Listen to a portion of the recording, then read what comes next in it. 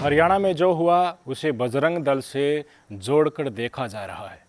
क्या ऐसे कई हिंसात्मक प्रदर्शनों में हमेशा बजरंग दल शामिल होता है? दरअसल जिस मनु मानेसर का जिक्र हो रहा है, बिट्टू बजरंगी का जिक्र हो रहा है, वो भी बजरंग दल का ही हिस्सा हैं। इधर सुप्रीम कोर्ट ने बुधवार को अधिकारियों से यह सुनिश्चित करने का आग्रह किया कि हरियाणा के नूंह और गुरुग्राम में सांप्रदायिक हिंसा के मद्देनज़र आज जो दिल्ली राष्ट्रीय राजधानी क्षेत्र के विभिन्न हिस्सों में विश्व हिंदू परिषद और बजरंग दल द्वारा आयोजित विरोध मार्च में जो आज निकाली जाएगी, उसमें कोई हिंसा या नफरत भरे भाषण न हो, हेट स्पीच न हो। जस्टिस संजीव खन्ना और जस्टिस एस.वी. भट्टी की पीठ ने बताया कि सुप्रीम कोर्ट पहले ही अक्टूबर 2022 और अप्रैल 2023 में आदेश पारित कर पुलिस को नफरत भरे भाषण देने वाले इन तमाम अपराधों में शामिल लोगों को स्वतः संज्ञान लेते हुए उनके ऊपर एफआईआर दर्ज करने का निर्देश दे चुका है। इसलिए अधिकारी आदेश का अनुपालन सुनिश्चित करने के लिए बाध्य हैं, यही सुप्रीम कोर्ट ने भी कहा है। इस दौरान जो ये घटनाक्रम हुआ 31 जुलाई को जो हुआ था नूंह में, उसकी कुछ तस्वीरें अब सोशल मीडिया पर आने लगी हैं। हिंसा में शामिल लोगों की टी शर्ट पर बजरंग दल का मार्क साफ तौर पर देखा जा सकता है। कई जगह पर उनके हाथ में हथियार देखे जा सकते हैं, जिसके बाद ये सवाल उठ रहे हैं कि क्या वाकई इसमें बजरंग दल के लोगों का इतना बड़ा हाथ था। एक और तस्वीर वायरल हो रही है जिसके बिना पर यह कहा जा रहा है कि पुलिस की मौजूदगी में छुपकर गोली चलाने वाले बजरंग दल से ही हैं। इतना ही नहीं, इस तस्वीर में जिस शख्स के हाथ में बंदूक है, इसका नाम अशोक बाबा बताया जा रहा है, जो फरीदाबाद बजरंग दल का सदस्य है, जिसकी तस्वीर कुछ दिनों पहले हरियाणा के ट्रांसपोर्ट मंत्री मूलचंद शर्मा के साथ देखी गई थी। वीडियो में दिख रहा शख्स अनेकों बार मोनू मानेसर के साथ देखा गया है। ये खुद धड़ल्ले से सोशल मीडिया पर एक दूसरे के साथ फ़ोटो खिंचवाकर साझा करते हैं। इस वीडियो को देखने के बाद सबको साफ हो जाएगा कि बजरंग दल पुलिस की मौजूदगी में और गैर मौजूदगी में कैसे काम करता है। आप ये वीडियो देखिए।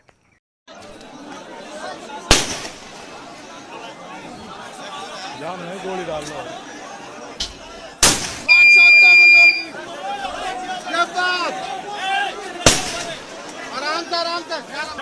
रल्लो भीतर दो रल्लो भीतर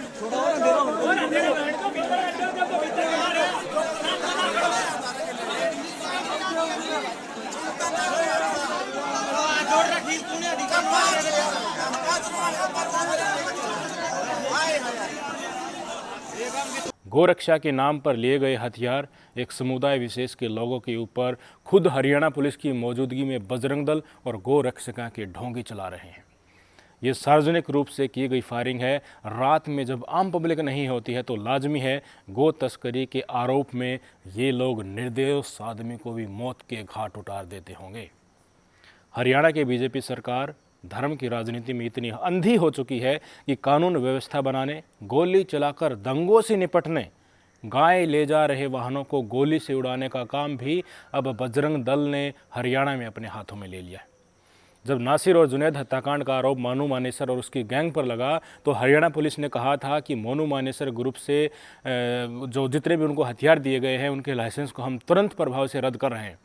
पर अभी जो तस्वीर हमने आपको दिखाई वो तो कुछ और ही बयां कर रही है।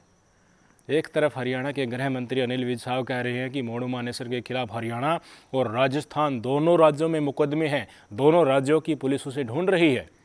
5 महीनों से मोनू मानेसर को 2 राज्यों की पुलिस नहीं पकड़ सकी। नूंह दंगों से पहले मोनू मानेसर ने वीडियो डालकर कहा था कि मैं और मेरी पूरी टीम यात्रा में शामिल होगी, आप भी भारी संख्या में पहुंचे। उसके बाद हरियाणा पुलिस प्रशासन ने मोनू मानेसर और उसकी टीम से संपर्क करके कहा कि तुम्हारे आने से दंगे भड़क सकते हैं, इसलिए तुम यात्रा में मत आना। मोनू मानेसर ने पुलिस को आश्वासन दिया था कि वो यात्रा में नहीं आएगा।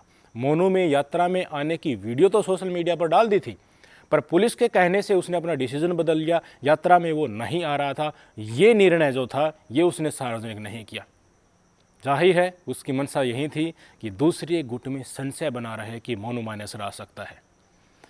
खुद पुलिस प्रशासन जिनको एसपी का कार्यभार संभाला गया था और जो पलवल के एसपी थे उनको एडिशनल चार्ज दिया गया था नूंह के एसपी का, क्योंकि नूंह के जो नेटिव एसपी थे वो तो छुट्टी पर थे। उन्होंने कहा कि हमने मोनू मानेसर टीम से और मोनू मानेसर से बातचीत की थी। उसके बाद ये मैसेज कन्वे किया गया था दूसरे गुट को कि देखिए आप बिल्कुल भी सांप्रदायिकता का माहौल मत बनाइएगा, क्योंकि मोनू मानेसर आने वाला नहीं है। ये हरियाणा पुलिस के एसपी ने कहा था खुद। और अब स्थिति क्या आ रही है, गृह मंत्री साहब कह रहे हैं कि हम भी ढूंढ रहे हैं, राजस्थान की पुलिस भी ढूंढ रहे हैं, पर अब तक देखिए मोनू मानेसर पकड़ा नहीं जा रहा। कल की ही बात है, एबीपी न्यूज़ पर मोनू मानेसर इंटरव्यू दे रहा था। बताइए, न्यूज़ चैनल वालों को मोनू मानेसर कुछ ही समय में मिल जाता है, पर 2 मुल्कों की पुलिस को 5 महीने से मोनू मानेसर नहीं मिल रहा। शायद मोनू को पकड़ने के लिए 11 मुल्कों की ही पुलिस लगानी पड़ेगी। पकड़ने के बाद भी हरियाणा के गृह मंत्री अनिल विज साहब से पूछना पड़ेगा कि सच में पकड़ना है या अब इसको ढोंग रच के भगा देना है यहाँ से, क्योंकि मोनू को अरेस्ट करने से दक्षिण हरियाणा में बीजेपी की हिंदुत्व की राजनीति को नुकसान हो सकता है। मोनू को पकड़ लिया तो वहाँ के युवा ये सोचेंगे कि बीजेपी धर्म की राजनीति में इस्तेमाल करके अपना काम निकाल लेती है, फिर साथ छोड़ देती है। इसी कारण से, इसी के चलते बीजेपी के जाल में मारने काटने वाले युवा, दंगे फैलाने वाले युवा आगे से शामिल नहीं होंगे। इसलिए बीजेपी ये रिस्क कतई नहीं लेना चाहती मोनू मानेसर को पकड़कर। बीजेपी दिखाना चाहती है कि धर्म के नाम पर किए गए तांडव में हम तुम्हारे साथ हैं, दंगों से पहले भी और दंगों के बाद भी। तो कुल मिलाकर नूह, मेवात, गुरुग्राम में जो हुआ उसकी स्क्रिप्ट बजरंग दल ने ही लिखी थी। इस समय सवाल ये है कि आखिरकार ये बजरंग दल क्या है जिसको बैन करने की बात कांग्रेस कह चुकी है। दरअसल बजरंग दल हिंदू संस्कृति सभ्यता को प्रचारित प्रसारित करने वाला एक धार्मिक संगठन है। इसकी शुरुआत 8 अक्टूबर साल 1984 को उत्तर प्रदेश में एक शोभा यात्रा के साथ हुई थी। तब इसकी स्थापना का मुख्य मकसद राम जानकी रथ यात्रा में आने वाली मुसीबतों को दूर करना था। तब देश के तमाम भागों से साधु संतों ने युवाओं को इसमें शामिल होने का आह्वान किया था। बजरंग दल का राष्ट्रीय संयोजक विनय कटियार को बनाया गया था। इसके बाद भारत के कई भागों से लगातार युवाओं को इस दल के साथ जोड़ा जाता रहा। बजरंग दल का सूत्र वाक्य सेवा, सुरक्षा और संस्कृति है, जिसकी आड़ में पता नहीं क्या क्या आजकल हो रहा है। हिंदू युवा शक्ति को समाज के प्रति संस्कार युक्त और संस्कारात्मक भूमिका निभाने के लिए प्रेरित करना बजरंग दल का मुख्य मकसद है। कौन प्रेरित हो रहे हैं वो आपको पता ही है। बजरंग दल का गठन किसी के विरोध में नहीं, बल्कि हिंदुओं को चुनौती देने वाले असामाजिक तत्वों से रक्षा के लिए हुआ था। स्थापना के समय केवल स्थानीय युवाओं को इसमें शामिल किया गया था। धीरे धीरे यह संगठन पूरे देश में अपने पांव पसारता गया। इस संगठन की सबसे बड़ी खास बात यह है कि संगठन अपने किसी भी सदस्य के लिए किसी भी तरह का पहचान पत्र जारी नहीं करता है। इसके बजाय इसका दावा है कि पूरे भारत में बजरंग दल के 27 लाख सदस्य और करीब 22 लाख कार्यकर्ता हैं। तो आप अंदाज़ा लगा लीजिए, जहाँ भी दंगे होते हैं वहाँ कोई ना कोई बजरंग दल वाला मिल ही जाता है। संस्कृति के नाम पर ये समाज को दंगों की आग में झोंक देते हैं, मुसलमानों के प्रति नफ़रत फैलाते हैं, समाज को तोड़ने का काम करते हैं, बीजेपी के लिए चुनावी मंच तैयार करते हैं। इसकी एवज में, इसके प्रत्युत्तर में, राजनीतिक ज़मीन तैयार करके देने के प्रत्युत्तर में भारतीय जनता पार्टी बड़ी मोटी रकम इनको देती है, सह इनको देती है, गिरफ्तारी से इनको बचाती है, भड़काना को, समाज को भड़काने के लिए मटेरियल और काफ़ी ज़्यादा सरकारी वातावरण इनको दिया जाता है। पुलिस प्रशासन इनके आगे नतमस्तक होकर चलता है। मोनू मानेसर की फ़ोटो आप देखोगे ना, कमिश्नर तक के साथ फ़ोटो हैं। क्यों? क्योंकि सह ऊपर से है, तो पुलिस अफसर की औकात ही क्या है इनके आगे।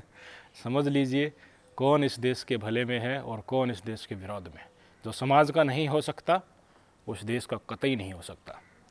फर्जीवाड़ा खूब दिखाते हैं कि हम ही असली देशभक्त हैं, हम ही असली गाय की रक्षा करने वाले हैं, हम ही असली हिंदू हैं। वास्तव में यह समाज के भी दुश्मन हैं, देश के भी दुश्मन हैं, इस मानव संस्कृति के भी दुश्मन है। ये जगाइए अपने आप को इंटाइटल कीजिए, अपने आप को जानकारी के साथ इनरिच कीजिए, न कि इन जैसे 2 टके वाले आदमियों के भड़काऊ भाषणों में आकर अपना भविष्य और समाज को बर्बाद करना।